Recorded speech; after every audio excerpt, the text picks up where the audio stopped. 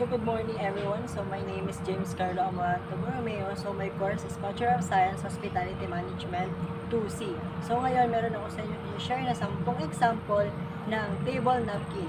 So napili ko tong 10 na ito kasi ito lang, hindi lang sila magandang tingnan kundi madali lang din silang gawin para sa ating mga nag-uumpisa pa lang. So ang una is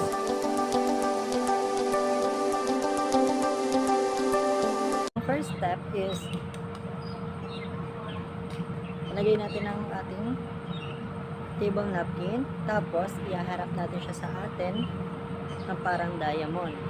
And pangalawa, tutupiin natin siya na parang triangle. Make sure na dapat pantay dito, pantay din dito para maayos ang ating napkin fold. Tapos tutupiin natin siya ng konti lang. Then after that, babalik na rin natin siya dito. Tapos tutupiin natin siya dito. Punta dito sa baba. Ayan. Tapos itong dalawang magkabilang gilid, tutupiin natin siya papunta sa ilalim. Ayan. Tapos itong sa baba, tutupiin din natin siya papunta din sa ilalim. Nice na. Ayan. So meron na tayong tuxedo. Ngayon ilalagay na natin siya sa ating dinner plate. Ayan. So meron na tayong tuxedo napkin fold.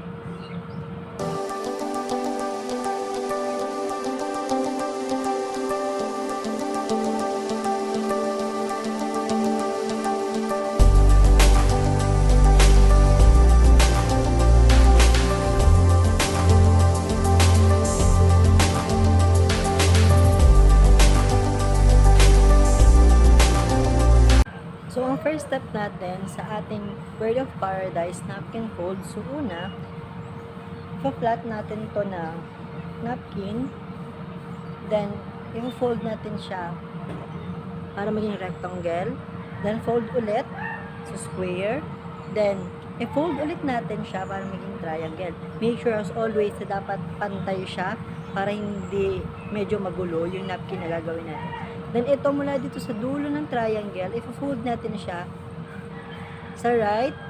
Yung right muna, papunta dito. Then, yung left naman. Then, babalik na rin natin siya. Kung mapapansin natin, meron ditong dalawang maliit. So, ang gagawin natin dito is i-fold natin siya sa likod. At pag na-fold na natin siya, tupiin ulit natin siya pag ganito. So, ayan ang kakalabasan. So, ngayon, hilahin natin yung una dito pataas, yung mga susunod pa. Ayan. So, meron na tayong Bird of Paradise napkin fold.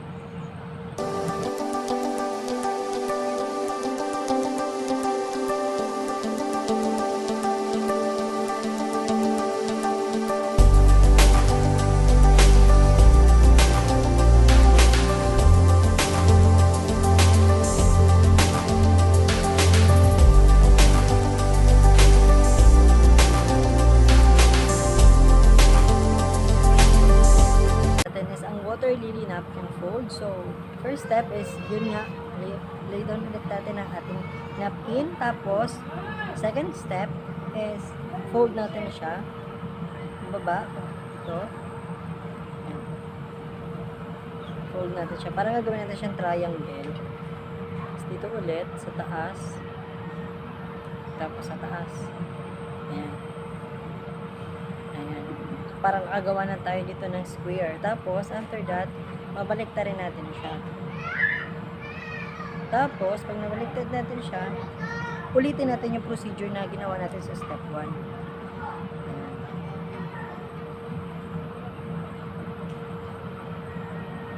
Then, pagkatapos, yung nasa ilalim niya, kunin natin siya dito.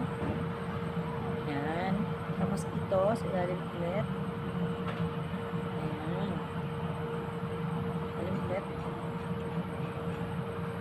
Sa ilalim. Then after that, kunin na natin ang ating dinner plate. Lagay natin siya sa dinner plate.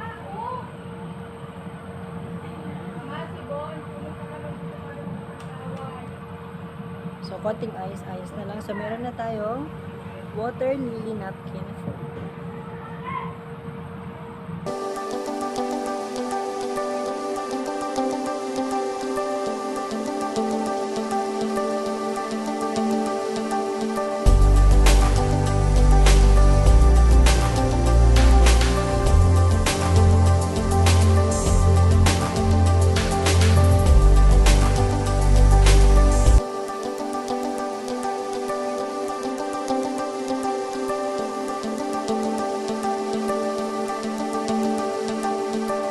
First step natin para sa diamond square napkin roll is lay down ulit natin ang ating napkin, and then after that, i-fold natin siya sa gitna.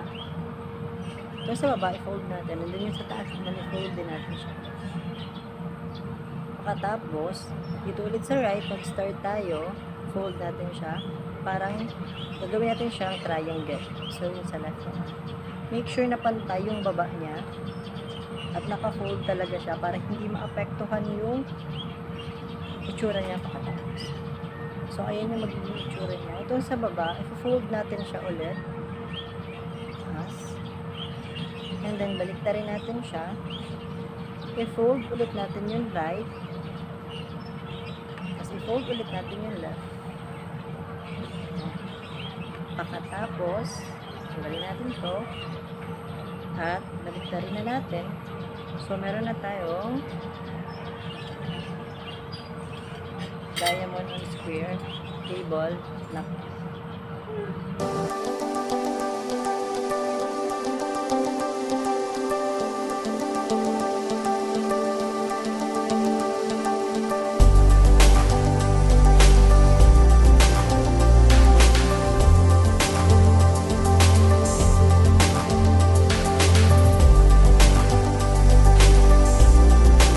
Gagawa tayo ng arrow napkin fold. So, ang una, i-fold natin siya para maging square siya. Tapos, i-fold ulit natin siya mula sa right. Tapos, sa left naman. Make sure na pantay. Tapos, paniging triangle na siya, itong maliit na to, i-fold natin siya ulit. Itong fold natin siya ulit dito. Tapos, ganun din dito sa kabilang side. And after that, hihilayin natin siya papunta dito. Ayan. Then, ilagay na natin siya sa ating dinner plate.